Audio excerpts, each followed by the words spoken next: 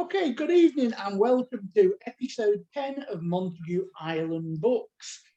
And I'm very pleased to the guests we've got, and we also got some visitors tonight as well. So very pleased to have them along. Now, our author guest tonight grew up in Gorton, which is a working class area of Manchester, famed as the original location for the TV series Shameless. She moved from Gorton to a new housing development and spent her teenage years on one of the toughest estates in Manchester. During the 1990s, the estate became the headquarters for one of Manchester's predominant gangs, and it regularly featured in the local press due to shootings and drug-related problems. She draws heavily on this background as a setting for many of her novels. After taking a career break to raise 2 children, she enrolled on a creative writing course. And during that time, she had many articles published in well-known magazines and went on to run a writing services business before focusing on her own novels. She now works full-time on her novels from her home in Manchester, which she shares with her 2 grown-up children. And I'm delighted to say that our author is Diane Mannion, and you're probably wondering who is Diane Mannion, but you will probably know her better as Heather Burnside.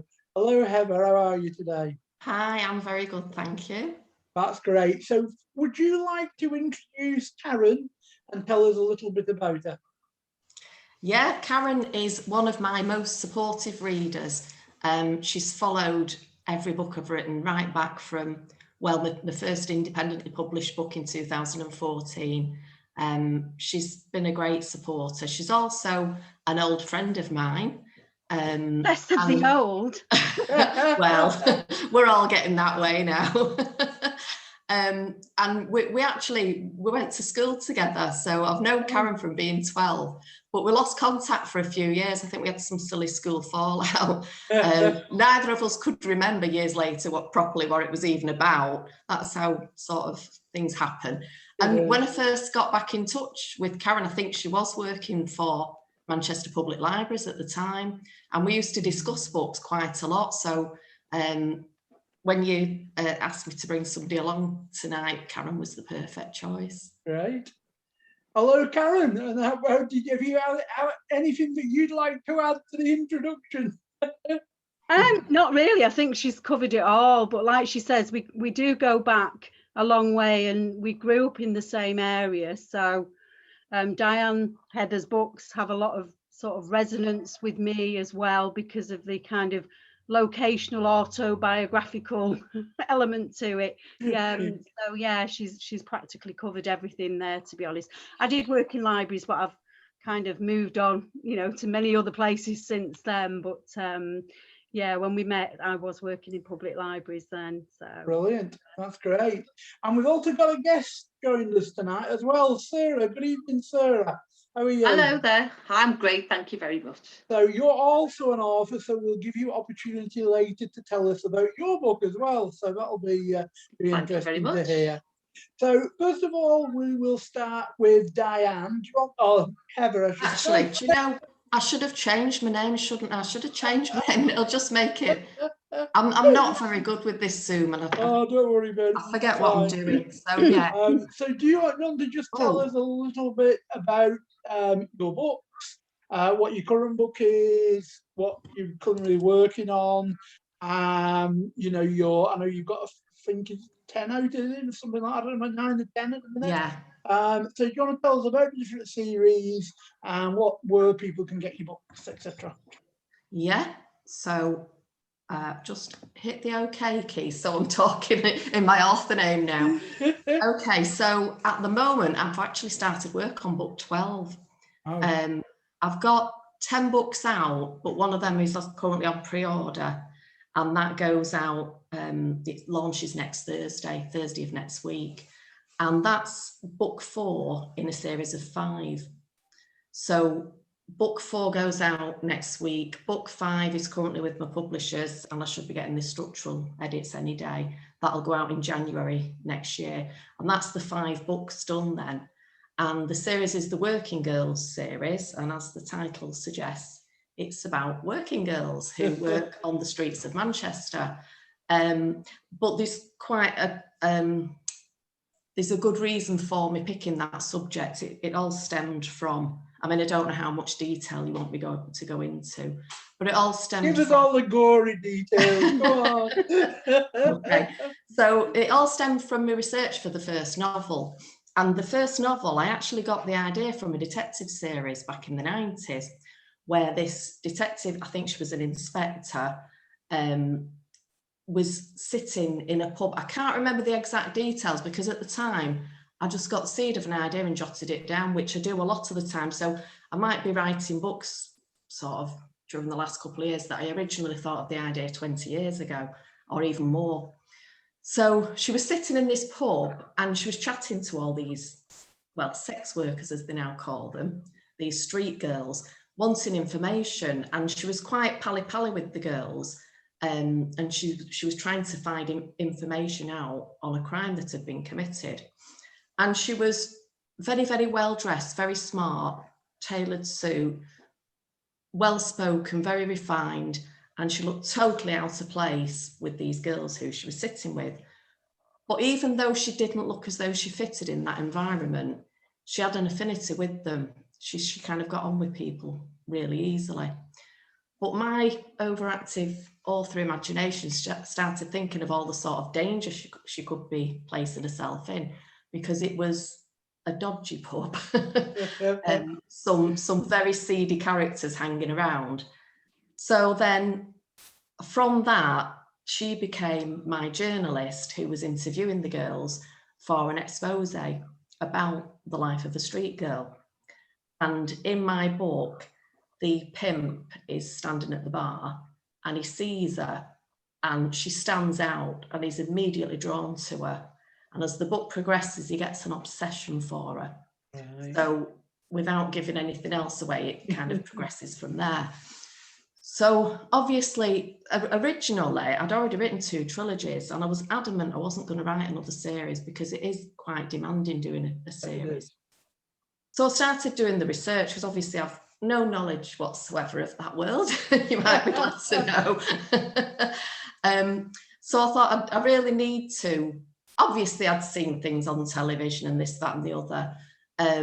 So part of my research was these YouTube videos that I watched, partly sort of memoirs from girls who'd worked as street girls, and various articles about, you know, quite a lot of things. But what stood out to me more than anything was the YouTube videos, and it was a series run by the BBC about street girls in Leeds, and they were quite candid about their lives. They had a lot of similarities in that they'd all grown up either in the care system, they'd come from broken homes, they'd had difficulties at home, they were addicted to drugs, maybe the parents were drug addicts, alcoholics, whatever. They all had a lot of these things in common. So that kind of struck me. Well, the other thing that struck me was that each one of these girls had a distinct personality. And that was it. Straight away, I thought, you had your characters. That could make, but of course, the characters aren't necessarily the girls in the videos. I've drawn on sort of my past of where I used to live and this, that and the other. I've drawn on a lot of characteristics from a lot of people. For example, one of the, this is going to sound awful, but one of my characters, a lot of her personality is like my mother had. Wow. To look at them physically, she wasn't a prostitute, but the sort of feistiness, the dominant character, the stands no nonsense from anybody. Now, my mother was 5'4" and about 20 stone and pasty white, but this character is nearly 6 foot, black girl, very toned. So physically, she's, you know, completely different. But the personality, and this is probably the first time I've confessed this, that I've drawn a lot of that on my mother. Wow. She's no longer around, really, because I probably get, yeah. That's interesting to know that you've sort of not totally based the character on, but a lot of a particular person of you know, someone you know went into that character. It's like really interesting, there, isn't it? That comes into play a lot. I mean, the estate that I spent my teens on, there were some real characters on that estate, and then I've kind of drawn characteristics from when I've worked in offices in the past. You tend to get, I worked in a few offices, and you tend to get the same type of character in each office, if you know what I mean. I do. Yeah. So like there's the dominant one, then there's the sort of what a lot of people would call a creep, you know, the goody-goody. Yeah. And yeah, you sort of, there are, I'm sure if you invented sort of half a dozen staple characters, you probably could carry them through to most offices. So yeah, a lot of characteristics are drawn from different people. So it's the same with Ricky Gervais when he did The Office. You could relate that to people in your own office. You could every character in it, and I suppose it's very much like your books. Yeah, probably that was why The Office was so popular, because it was relatable. Yeah, so that's where the idea stemmed from for the working girls. Right. And I've kind of done other things with that. I've kind of, because I've gone into homeless and all sorts of things, childhood sexual abuse. And the last 2 books I've put author notes in with resources to help people. So I'm trying to make it that it's not just gratuitous, you know, that it is serving a purpose as well. So that's the current series. And book 12 is, I'm hoping to do some standalones. Ooh. But book 12 is, I'm not sure how much I'm allowed to give away at the moment. I thought of 4 ideas for standalones, but actually one of them is a spin-off from The Working Girls. Now, how the publishers are going to market it, I don't know. Whether it will be a spin-off, whether it will be book 6, it all depends what they decide to do with it. It could have been completely different characters. I suggested that to them. I can just make sort of, basically it's one of my characters from The Working Girls, Crystal. She kind of made good in the end. She got her own shop chain and that sort of thing. And she's got a daughter. And this idea kept festering in my mind that round about now, the daughter will be about 20 years of age. And originally I thought, oh, could I make her a police officer that went after somebody who'd done a mother wrong in the past?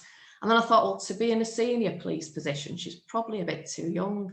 So then I thought of another idea of how a mother's past could come back to bite them and catch up with her, and she's very much involved.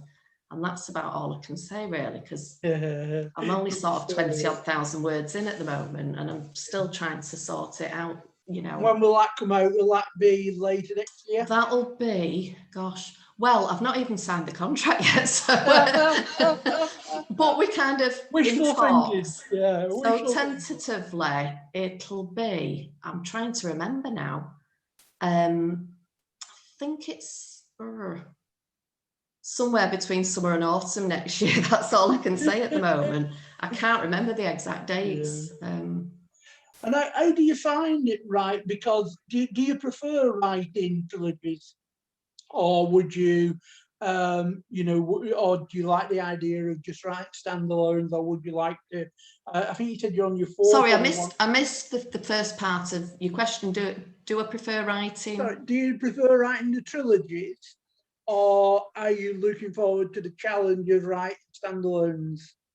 I'll be honest, I think that I've kind of, well, I'd already reached the stage where I'd just had enough of writing series.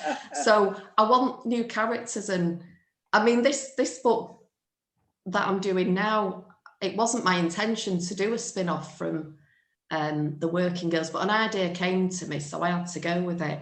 But then the next book after that will be a standalone, and I'm really looking forward to it, because some of them are ideas that I've had for years.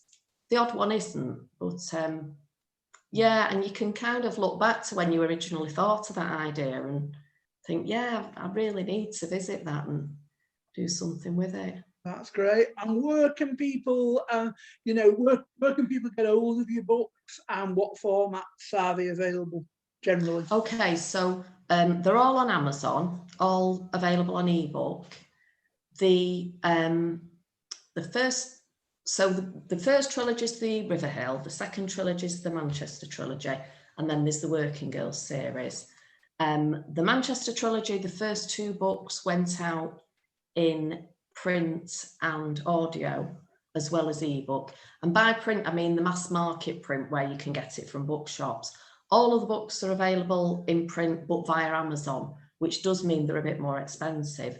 But now my next book that comes out, Amber, in July, that will automatically go into mass market print it comes out in April in ebook next week. It'll automatically go out into mass market paperback in July, and the same with the last one, Sapphire. Right. And again, I'm in talks about getting the rest of the Working Girls series all in paperback and audio as well. Hopefully that'll happen by the end of the year.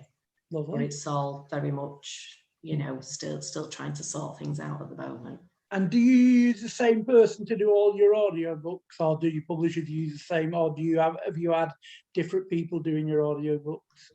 Well, what happened? They did the first 2 with WF Howes, and then things seemed to change at WF Howes, but at the moment they're in talks with them about doing things a different way.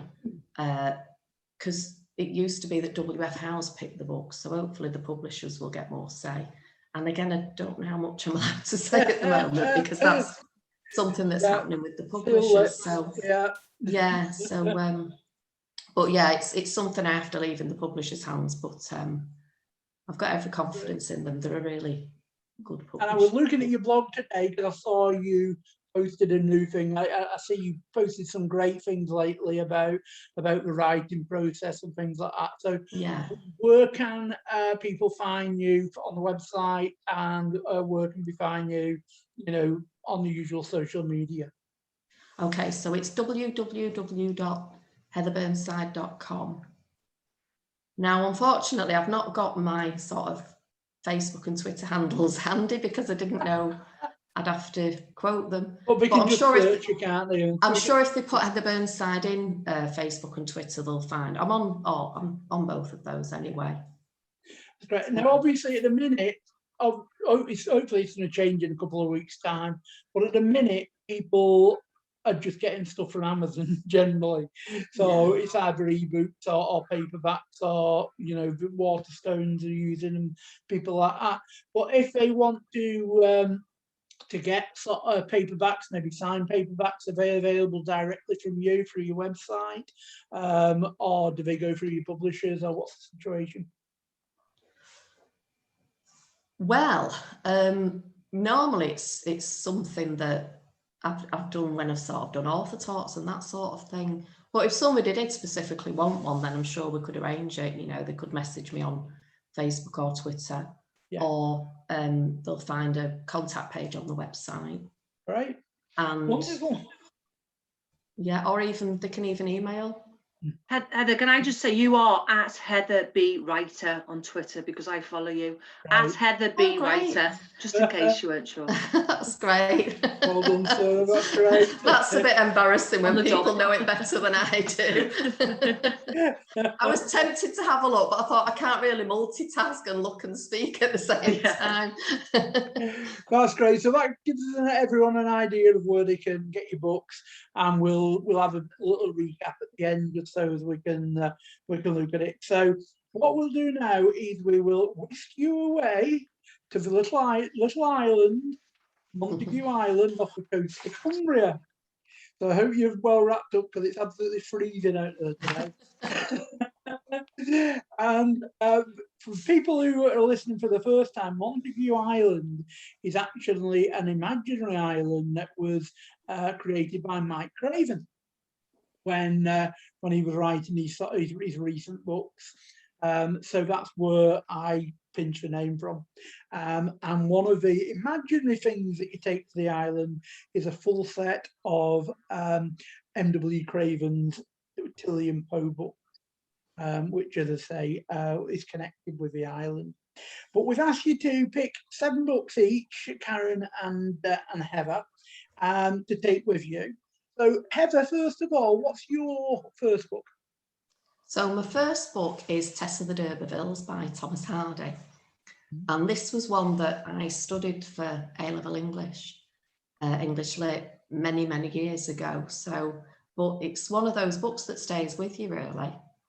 It's, that's where I think I was introduced to imagery and symbolism and all that sort of thing. And he makes excellent use of it, you know, changes in the weather to suit the changing mood of the protagonist. And but apart from that, I think it's just the scene setting, and you really get behind the main character. So it just stayed with me, that And have you read it again since? I've seen it, I have, but again, it was ages ago. But I have seen it on the cinema as well. But again, that was a long time ago. But it is a book that I would go back to. And it's one of them, Sorry, go on. sorry, with the imagery, every time you read it, you spot something different, you know, that you hadn't seen before. The main character, she's actually seduced by a man.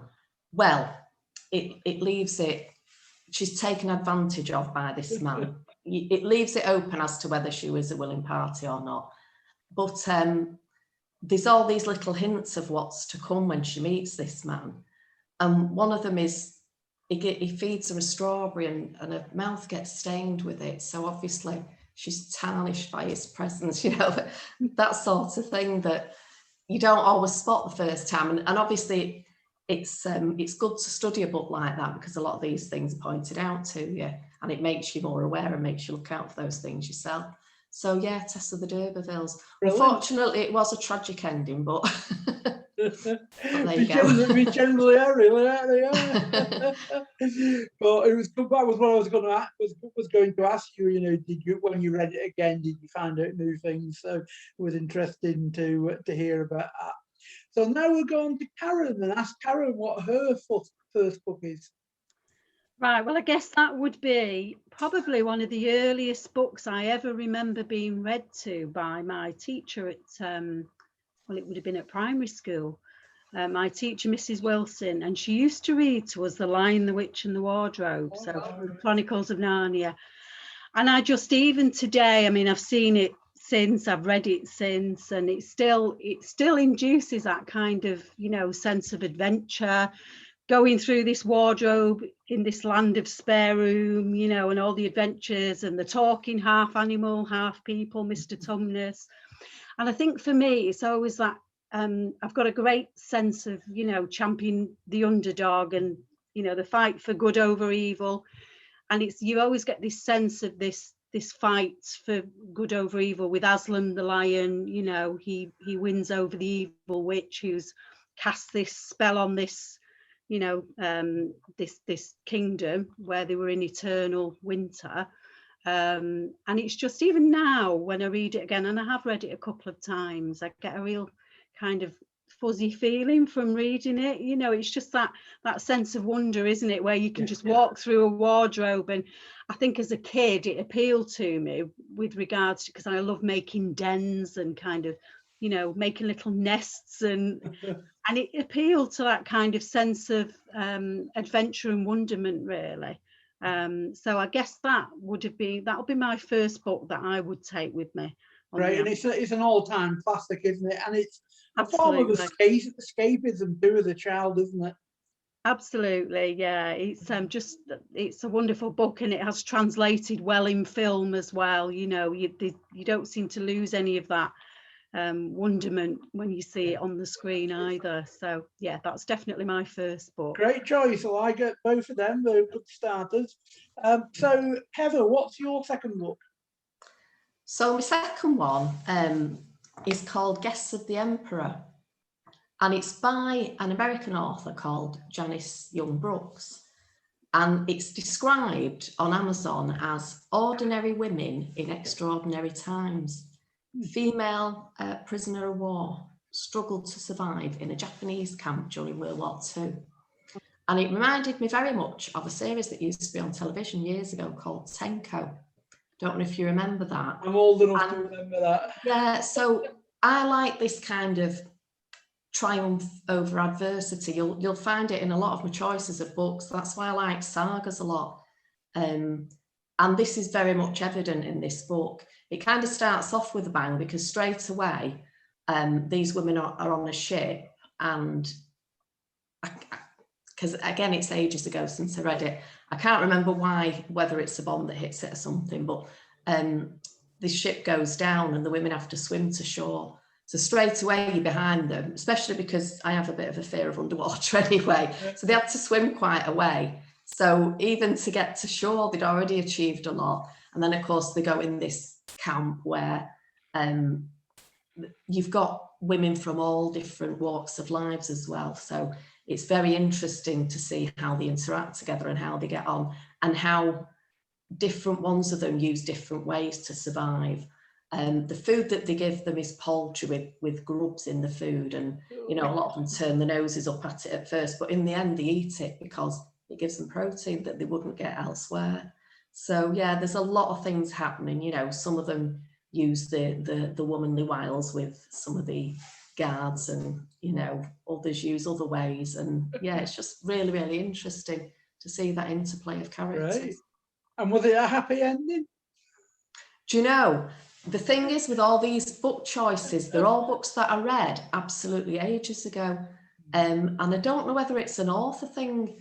I don't have that, and it's disappointing in a way. I don't have that kind of buzz now that I used to get from reading years ago. And I think it is because when I read now, I'm analysing. Yeah. So yeah, all these choices are from years ago. But they are my favourites that have stayed with me. And I've not read anything recently that I thought, yeah, that's going to the top of my list. And when you've written 10 books, yeah. I would imagine you've got that much going on in your head anyway. Yeah. 10 books, 3 different series.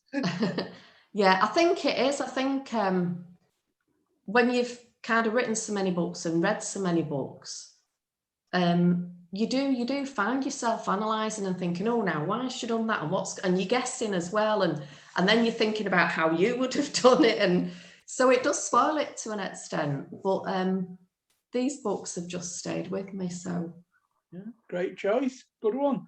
And what about you, Karen? What's your second one?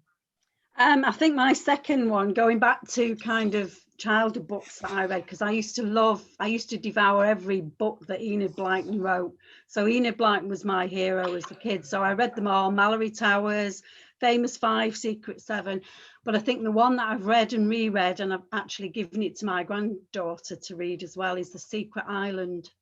And again, this appeals to my sense of escapism and adventure, and it's all based around, the characters Peggy, Mike, Nora. Their parents somehow disappear on an aeroplane, and they go missing, presumed dead, and they end up living with the proverbial wicked stepmother and, well, it's their aunt actually, and a grumpy uncle. Anyway, they decide to run away to this secret island. They get a rowing boat. They row across the island with a friend of theirs called Jack, who's an orphan.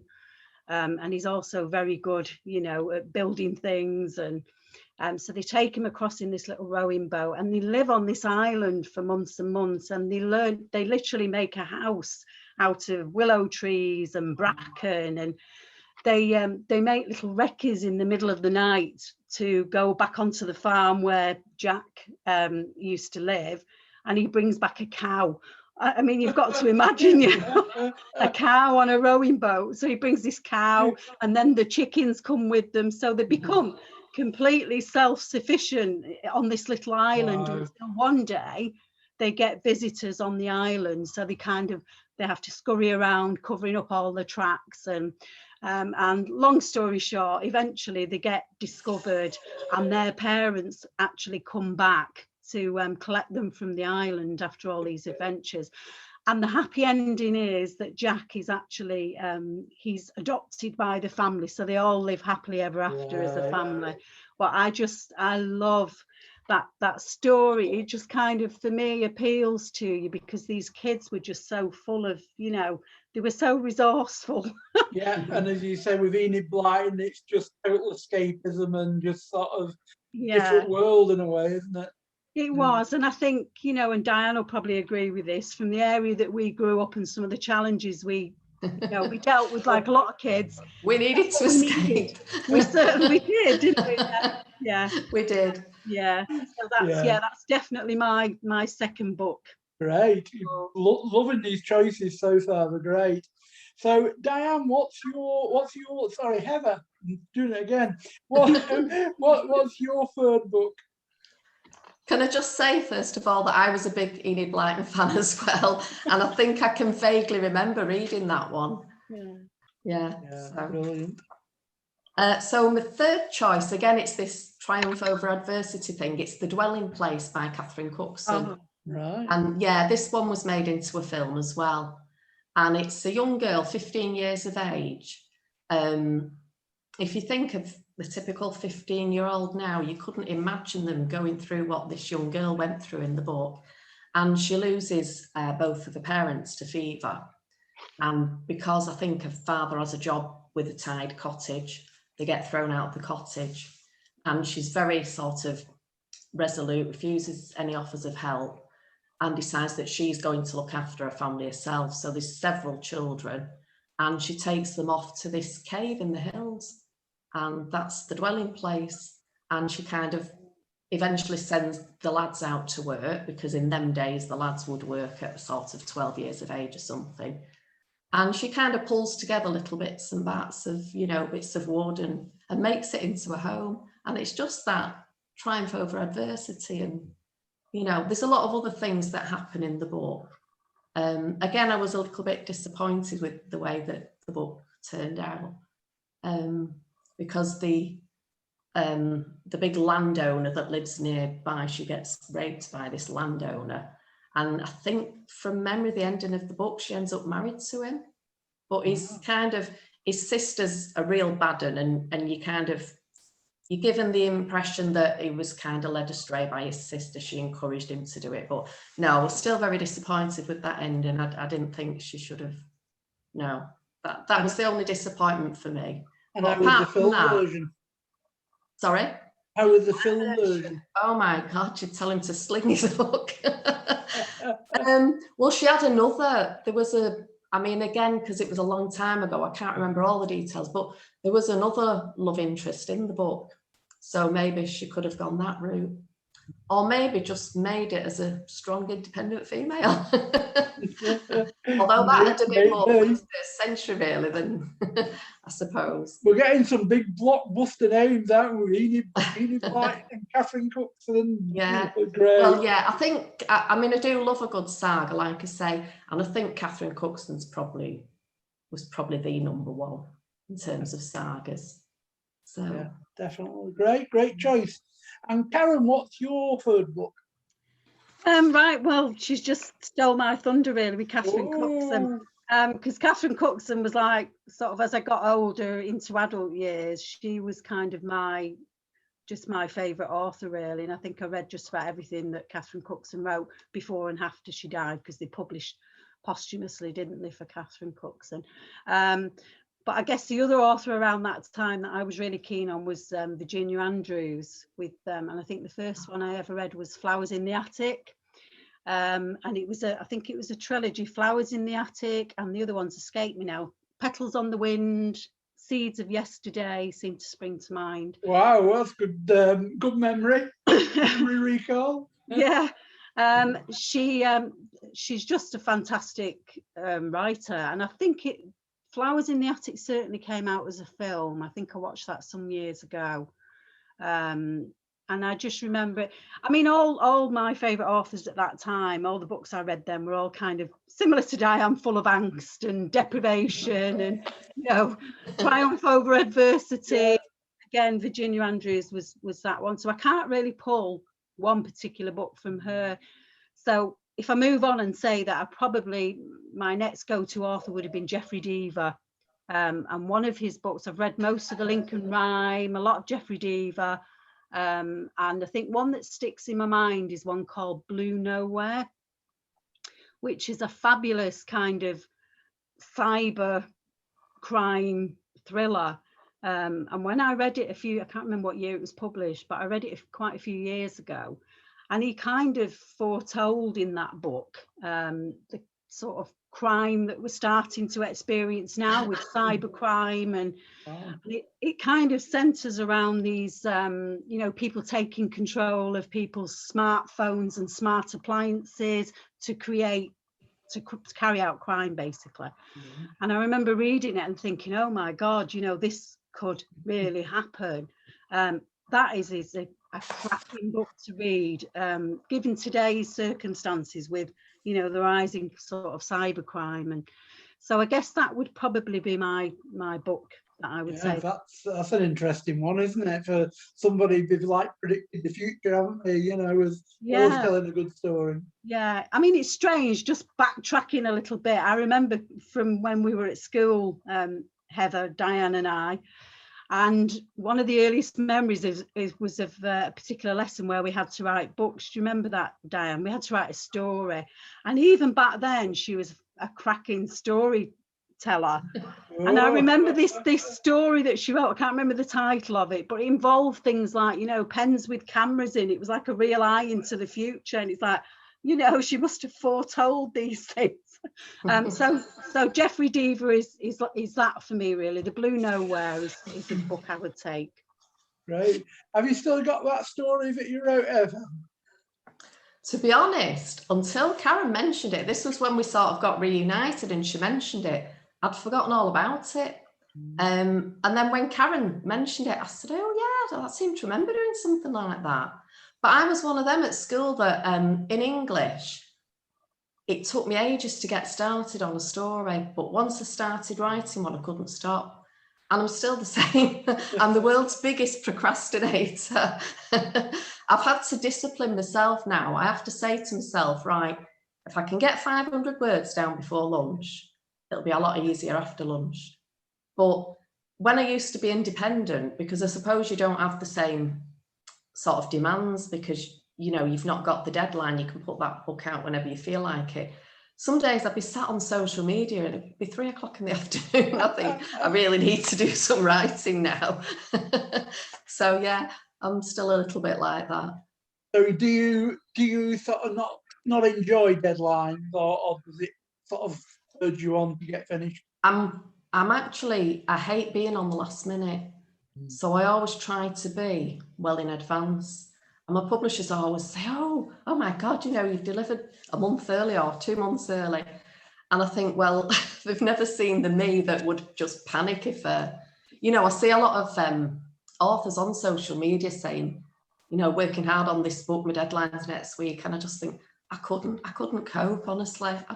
So I have to be organised and well in advance. So my worst thing is edits, structural edits, and because then I am on a strict deadline and I have to do it. And do you tend to, this is just an aside really, just to have a chat, but do you tend to have a structure in that you'll do so many words a day, or you'll sit in your office for so many hours a day, or, how do you work? Yeah, I try to make it like a 9 to 5 really, because that's how I used to work before I became an author. I know a lot of the experts say write every day, but that just doesn't work for me. I don't actually agree with it, because I think that, like any job, you should have a rest at weekend. And I think that it's kind of recharging the batteries, and I think your mind's much fresher if you do have them couple of days off. So yeah, I tend to make it like any other job. And then I like to sort of have a weekend as a weekend. Because I think otherwise I don't think I'd have the same enthusiasm, because it'd be like, oh, again, same old. Just never-ending routine, isn't it, if you're doing it every day? Whereas at least if it's Wednesday, you can look forward to the weekend. So it just gives you something to push on, I suppose, doesn't it? And also, if you're given time to switch off, ideas will come to you anyway, unprompted. So often when I'm relaxing on a Sunday, ideas will come and I'll just jot them in a notepad. And then I'm quite excited for Monday because I know I've got all these ideas to work with. Whereas I don't think that'd happen as easily if I was working every day. So I don't know where that advice comes from, but I'm so against it. Well, you don't as well, looking at working every day. It's like, if you've got to do, I don't know, 500 or 1,000 words a day every day, you would just get to the point where I don't want to write anymore. Yeah, I think the sort of advice might stem from the idea that it's to keep it flowing or something. And I know sometimes on a Monday, I do have to recap. I've got a terrible memory. I have to write everything down. And until I look at my notes, I couldn't tell you what I'm going to be writing on Monday. But what I do is I keep a schedule. I call it a schedule of events. So for every chapter, I write 2 or 3 lines of, or every scene, 2 or 3 lines of what's involved. And then I can just quickly recap what's happened. And then what I'll do is I'll read through my last 1 or 2 scenes and edit that as I go along. And that then puts me in the frame of mind ready for my next chapter. Right. Sounds good. A good planning process. Yeah. Great. Hope So we're now on to book number 4. So what's your 4th book, Heather? Okay, so I also, apart from sagas, my other favourite genre, I mean, it might surprise you, it's not actually gangland, even though I write in that genre. I like a good saga or a good thriller. So book number 4 is Acid Row by Minette Walters. Now, again, I read it years ago, so I had to have a look on Amazon and recap a little bit. And I'd actually forgotten that it's actually quite a gritty book, this one. So maybe some of that stayed in my mind. It's on a rundown housing estate. So it has that gritty element and a lot of characters, a lot of the residents are real characters. And what happens in the book is a paedophile has been housed on the estate, and around the same time, a young girl goes missing. Right. So it's the sort of, search to find, is it him? Is it somebody else? And what stuck in my mind with the book was the pacing at the end. It was absolutely fantastic. When they say it literally, you don't want to put it down. And I can remember a guy that comes to the rescue and he's got a mobile phone. I think when I read it as well, it was quite in the early days of mobile phones. And he's running out of, his battery needs charging up basically. So he's switching the phone off to see if he can get a little bit more power and a little bit more power because he needs to use this phone to warn people. And it just, you can actually feel him doing it and think, oh God, I hope he gets there in time. And yeah, she's just a fantastic writer. She really knows how to build up the tension and suspense. And that's why that book sticks in my mind. I've read quite a few of her other ones, but again, they were ages ago. And this has made me think, doing this has made me think that I really should revisit some of my old authors, because what I tend to do is I tend to read what's being spoken about. If I go on Facebook groups and I see people talking about, oh, this such a body's great. And I'll be honest, this probably sounds awful, but quite often I'm disappointed because they don't compare to my sort of favourites from yesteryear. So yeah, I really sometimes you've got to put the pause button, haven't you, on looking at the new book and just go back and revisit. I think a lot of it as well with being an author, you kind of feel like you need to know what's going on currently. I mean, at the moment, I'm actually reading Gangland, but I have actually enjoyed the last couple of Gangland books I've read, but it's really to get me in the right frame of mind because I'm doing 4 standalones. The series, really, them 5 books, they all kind of fed off each other, if you know what I mean. So I've been reading a bit of Gangland because I thought I don't really want to deviate from, because although that series was gritty, not all of them were really Gangland. They put them all under that banner of Gangland. I like to think of myself as more of a gritty urban crime author. Yeah. And I think it was just because the Gangland thing was what was happening on that estate where I used to live. It was happening in the 90s. And I think that I was lucky really that the publishers just happened to be looking for somebody that wrote in that genre. Yeah. But the downside of that is that you do become pigeonholed. So, yeah. I think with sort of gritty gangland sort of crime books, they're always like really big characters, really strong characters. Yeah. And I think I've noticed in a couple that I've been reading, some of the authors are going into still keeping it gangland, but they're going into more like psychological thrillers. Yeah, I've noticed that.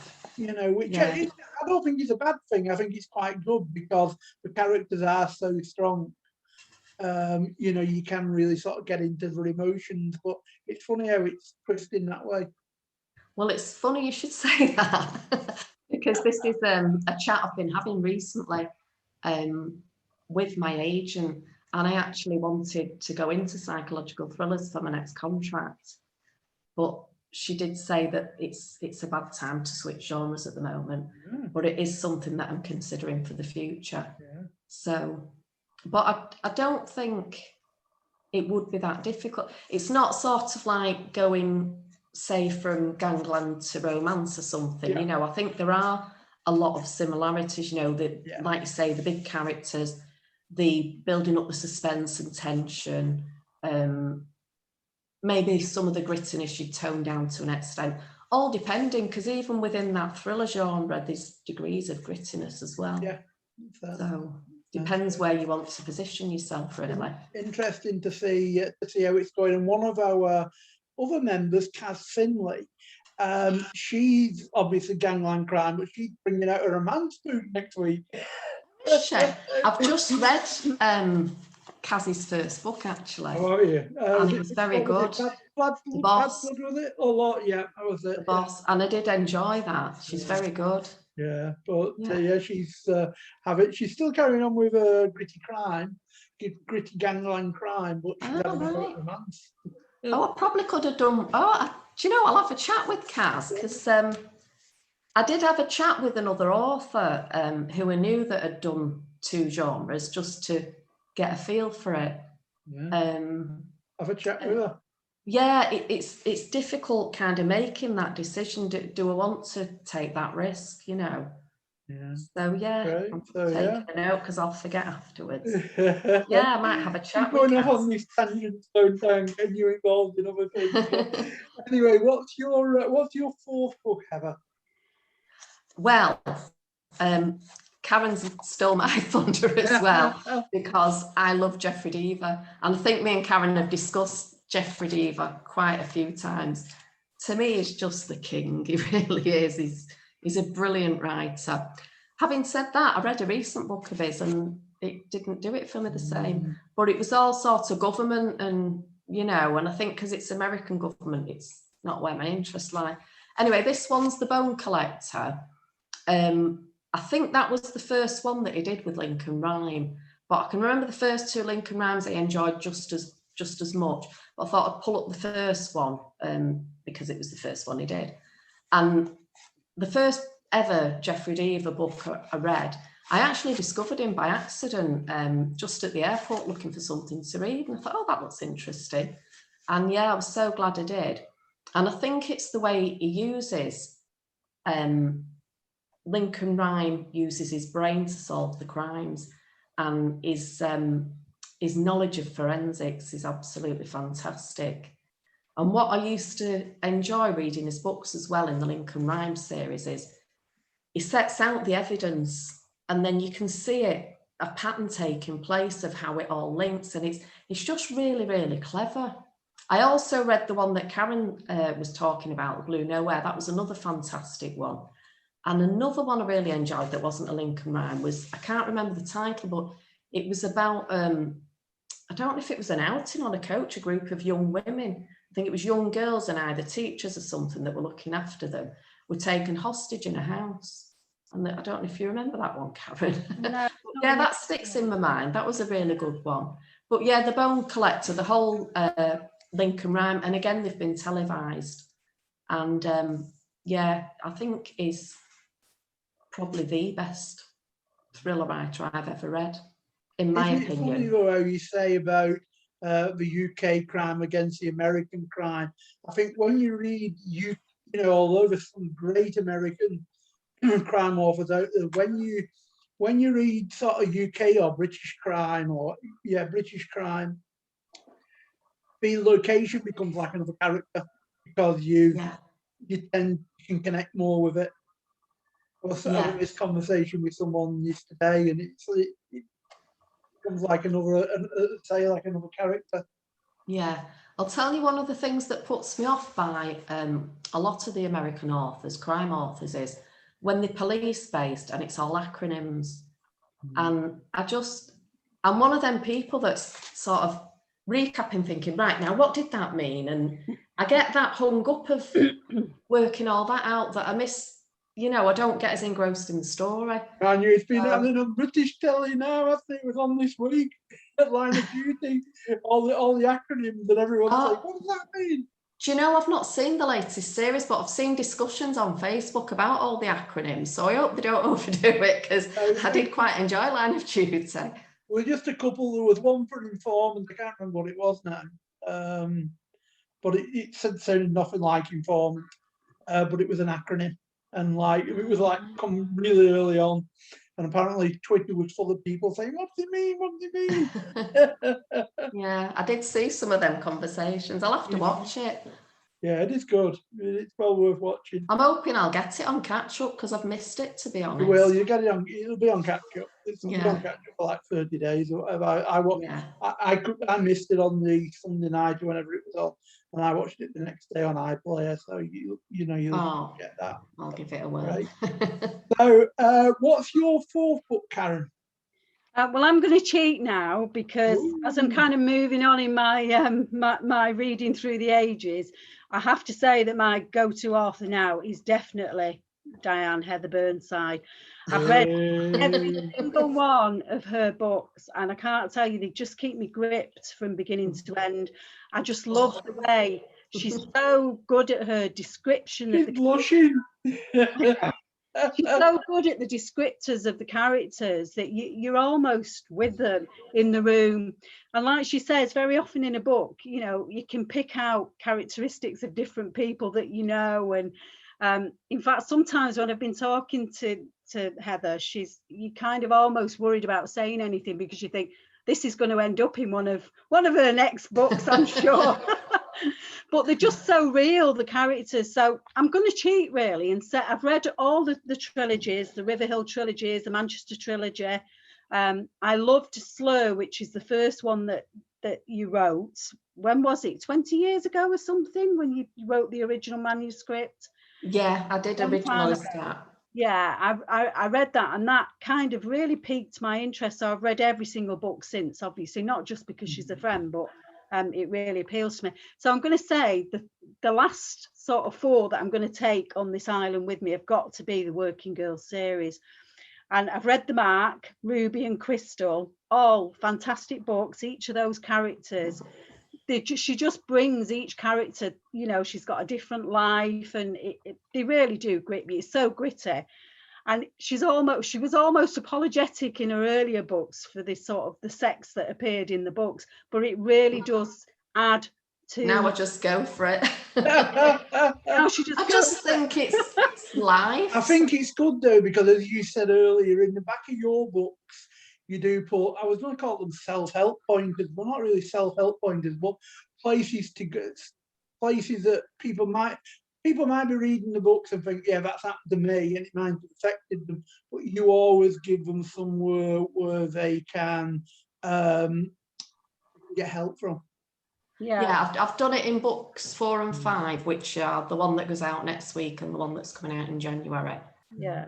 Because for those two, the fifth one, I thought of the once I'd done The Mark, thought of the idea for the next 3 straight away.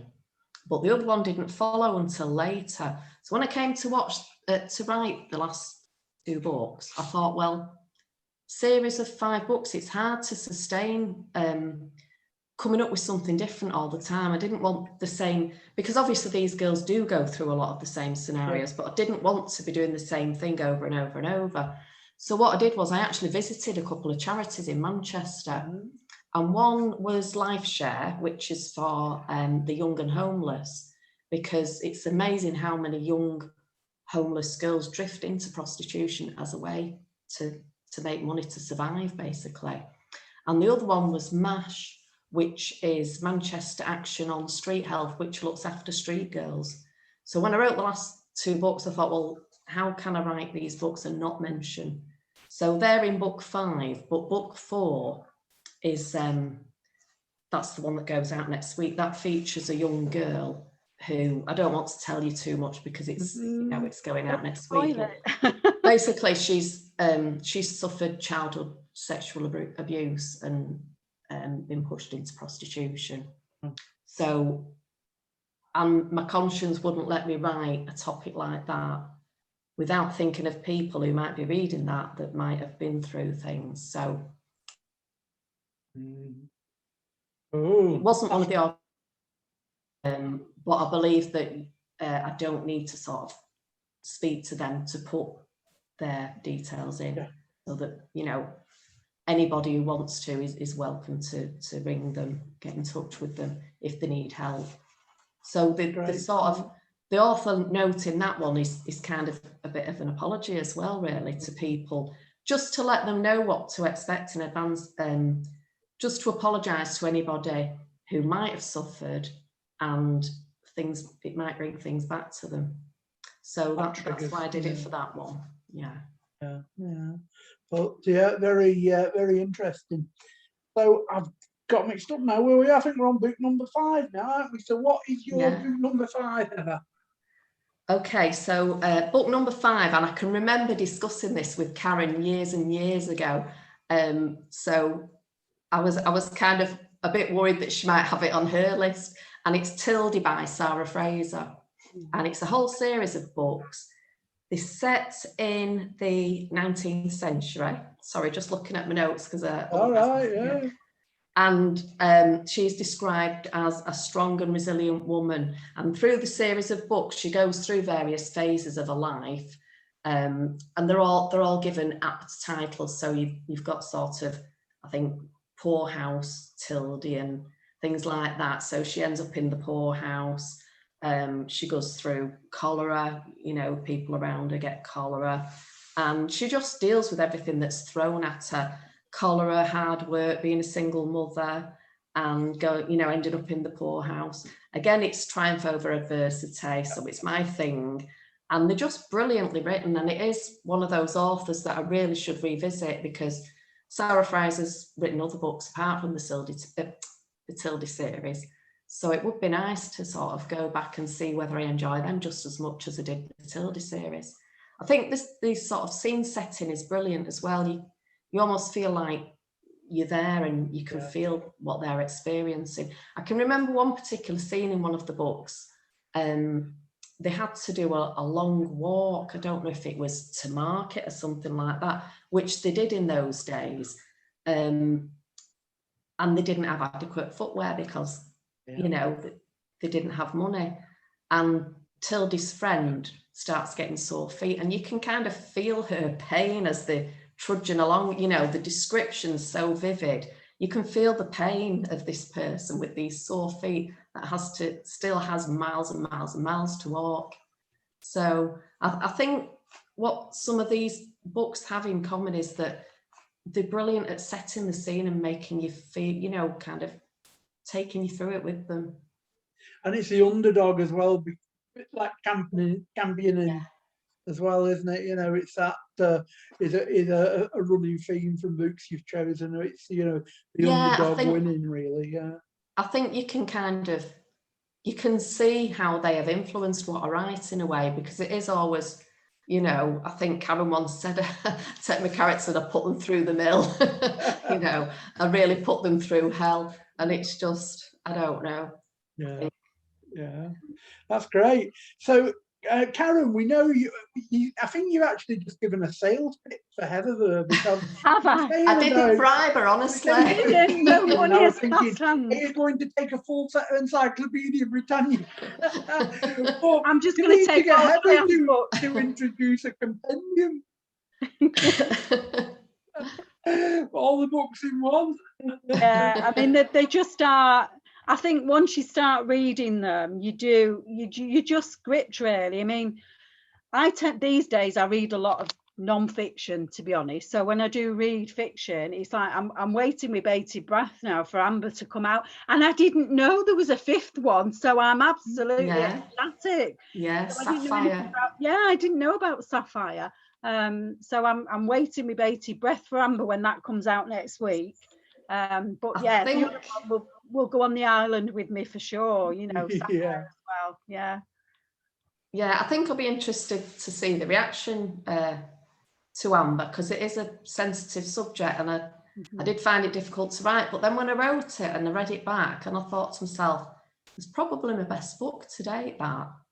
So yeah, it'd be interesting to see whether people think the same or whether they think it's a load of rubbish. I only noticed today it was on NetGalley, and I thought, I've not got time to read it before the publication date. Oh. But I will be getting that, because although as you say it's a difficult subject, I'm sure with your writing it'll be a great story. I've tried to handle it sensitively, you know, but at the same time, obviously, you still want the book to be entertaining, so you've got to put in all those sort of elements of suspense and tension and, you know, all the drama. Got to, So it's quite a fine balance to strike, really. Yeah, I bet it is, yeah. So what is your book number 6, Heather? Right, I think Tildy was number 6, wasn't it? Oh, have I got mixed up? Are we on to number 7 now? That's me. 1, 2, 3, 4, 5. Yeah. Get carried away. So number 7 is another series. It's a book from another series, which is Ben Retallick. Or I'm not quite sure how it's pronounced. Is it Retallick? But yeah, it's the Retallick series, and the author is E.V. Thompson. And I did think for some time that it was a female author, but it's not. I think it's a male author. They're set in the 19th century in the Cornish tin mines. Right. So you've kind of got that setting, the potential for the triumph over adversity thing straight away. So again, it's my sort of thing. There's 9 books in the series. It's a fantastic series. Some of them are set in South Africa as well. And E.V. Thompson is so good at setting the scene that by the time I'd read the series, I was determined to visit both Cornwall and South Africa. Still haven't visited either of them. But yeah, and I think apart from the scene setting, the author just tells a really good story. And it's all the trials and tribulations of what the family go through from generation to generation. So yeah, that's it really. Yeah, so that was book number 1, but I think I enjoyed them all, you know, just as much. Yeah, that's great. And Karen, did you want to add anything on your 7th book? Anything else about Heather's books?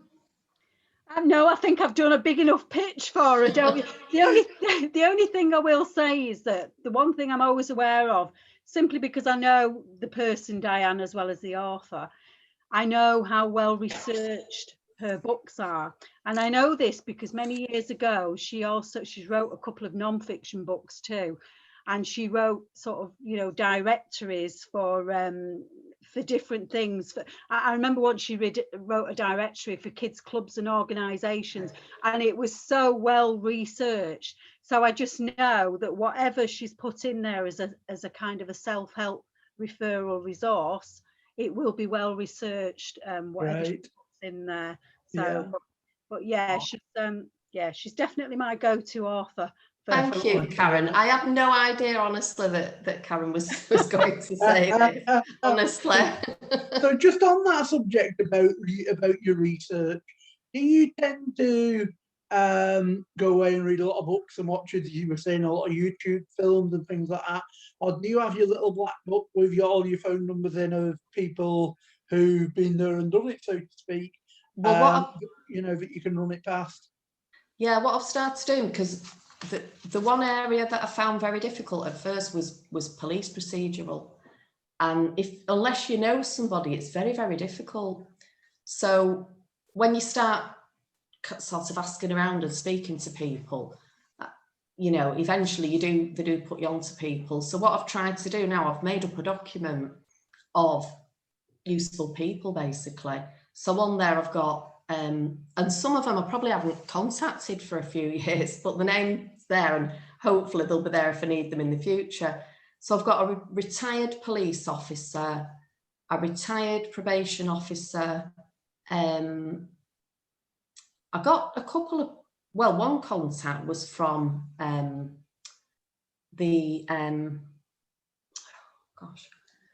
there's a big group called the UK Crime Book Club, I think, on Facebook. Yeah. And they have a document with lots of people. So I got it was a social worker from there, and also a couple of Karen's contacts helped me with sort of children's homes and that sort of thing, because I've got one of the characters has spent time in a children's home, one of the working girls. Anything medical, my son's a doctor, so that's quite useful, because you'd be surprised how much medical things come up in books. So yeah, that's always useful. And I think a book that I was toying with the idea of for the future has got a big psychiatric element in it, and I think he probably knows somebody who can help me with that. So yeah, I've made up a document now of people I can go to ask questions. Can I just add in there as well? I always think Twitter is such an amazing place because you just put a shout out. I was looking for a neuropsychologist this week, and I finally got one. So just putting a shout out is really helpful. People are kind. Oh, brilliant! Yeah. There you go. I've never actually done that, but yeah, that's a good idea. Thank you. Another tip from an author with initials as a name. That's great, but lovely to hear both your 7 book choices. Well, now we'll go on to look at the other little bits and pieces. Now, we believe that on Montague Island there's about 1 hour's electricity a day between the two of you. So, but you are allowed to take a CD with you. But as I say, you've only got 1 hour a day so you don't have to fight over who gets played. So what, Heather, what CD would you take? Okay, I mean, there's a few that I like, obviously, but the one that I picked in the end was Heaven by Rebecca Ferguson. And it was the first, I think she came second in the X Factor, didn't she? One of those talent competitions. Yeah. But I thought she had a fabulous voice, so I rushed out and bought her first CD, and it's fantastic. Yes. She's got a really soulful voice, and it's quite an emotional album, and it's one of them that, if you're a bit soppy like me, you find songs that connect to certain things that you've been through. So, and I think it was the timing of when I bought it, as well as, you know, going through a bit of upheaval at the time. So yeah, that really resonates with me, that one. And she was an underdog as well, in a way, wasn't she? Because she come from a very working class Liverpool background. Yeah. With a strong Scouse accent, and people were thinking, who's this kind of thing? Yeah. But she just like came on in bounds over the weeks, yeah. didn't she? You know? Yeah, that first album of hers was brilliant. And then I bought the next one and it just didn't do it for me the same, which is disappointing, but there you go. One album wonder. But she's still out there, isn't she? She's still doing her stuff. Yeah. Well, once COVID's over and done with, she will be. Fantastic singer, really good. She's very good. And what about you, Karen? What's yours? I really struggled with this because I like so many different bits of music, but I guess if I really had to pin it down, I'd probably go for Phantom of the Opera, the CD from the Phantom of the Opera. Nice. We've seen the stage show 3 times, I think. No, twice, and we were due to see it in the West End of London before we locked down, so we've still got the tickets. And it's just the story of the stage show is just fantastic, but the music is just hauntingly beautiful. And it just, you know, that's my sort of place I can go to if I just want a little bit of culture. And but I struggled with that. If you'd have said it was a single piece of music, it would have been something completely different. And I would have gone for a piece of music by an artist called Arvo Part, and it's called Spiegel im Spiegel. And it's just this beauty. If you get a chance, just Google it, Spiegel im Spiegel, Mirror in Mirrors. And it is just so relaxed, because I'm a therapist, I'm a complementary therapist for my work. And it's really good for slowing down the heartbeat, and just, if you need relaxation, it's a cracking piece of music. And on YouTube, actually, someone somewhere has done an hour-long version of just that one piece of music. And I think it slows it down to your actual heart rate. Cracking piece of music. So, but I'm going to have to go with the album of Phantom of the Opera. So I'll stick Brilliant. with that one. Two good choices there, those are great choices. So next we have got a DVD. And again, you don't have to fight over the power and everything else. But the DVD can be, it can be a film, it can be a TV series, it can be, whatever that comes out on DVD. So Heather, what would your choice be? Well, I didn't actually know it. I thought it could only be a film, so I've picked a film, but I'm not a big film lover, to be honest, and I'll tell you why. Because there's that much going on in my head, I can't concentrate on a film. So if I'm watching with somebody, I drive them up the wall, because I'm like, oh, what happened there? Because my mind's gone off at a tangent onto something else. Whereas when I'm reading a book, I can flick a few pages back to recap if my mind started wandering. So I'm not a big sort of fan of films, and I do tend to watch more series. So I'll watch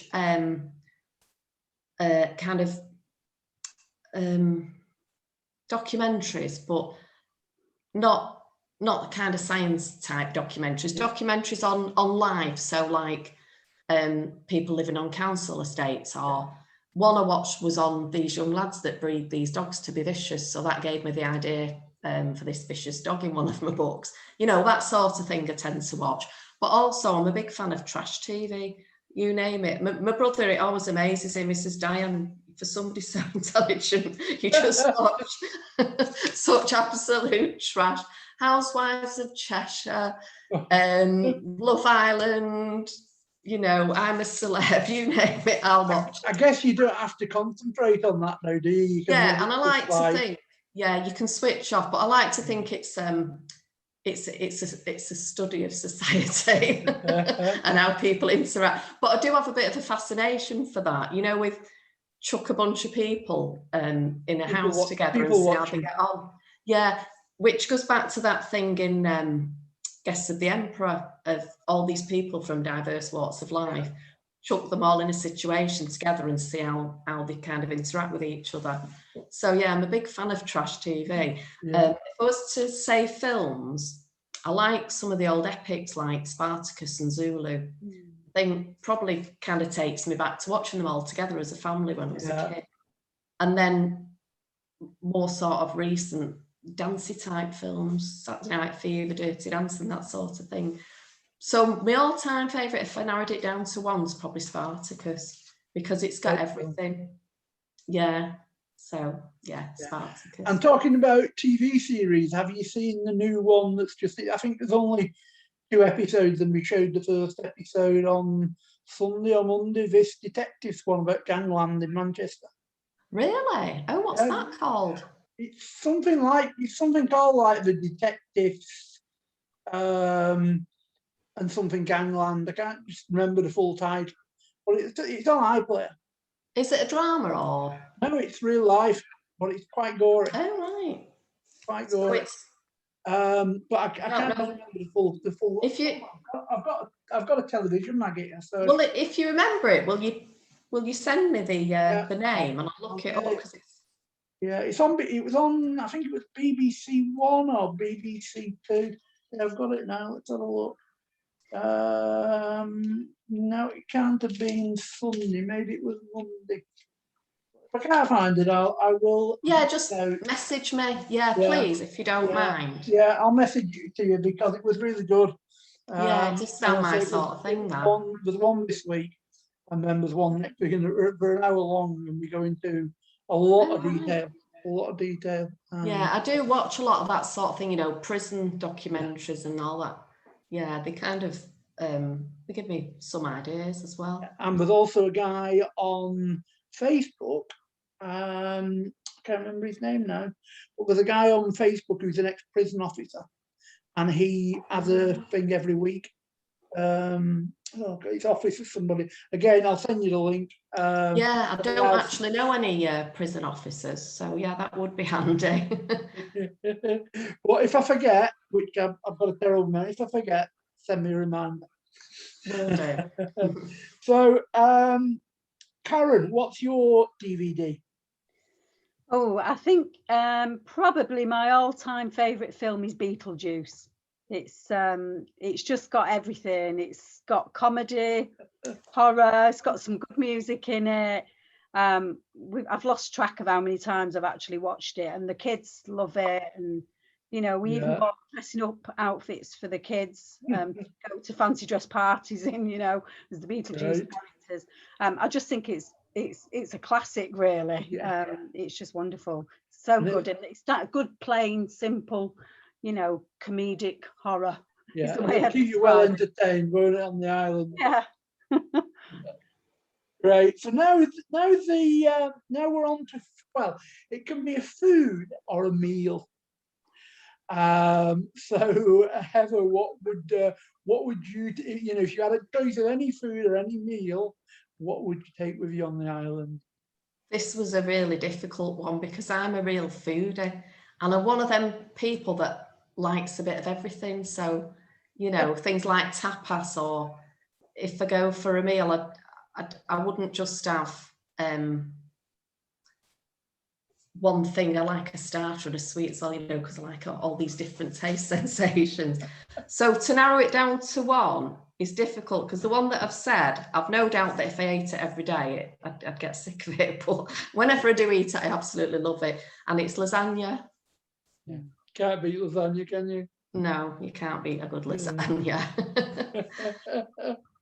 That's great, but yeah, I'd go with that one. I agree on that one. And what about you, Karen? What would you take? You've got to take something different than lasagna. Well, yeah, kind of like lasagna. It's got to be pasta with seafood. I just love pasta in any way, shape, or form. But particular pasta with seafood is my favourite. And there'll be plenty of fish around. Well, I wouldn't be surprised because you're on the Cumbria coast, not far off Barrow, so it's probably going to be a bit radioactive.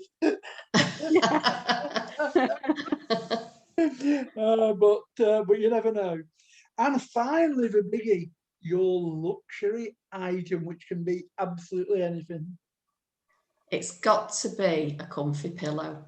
Because even when I've been in the hospital.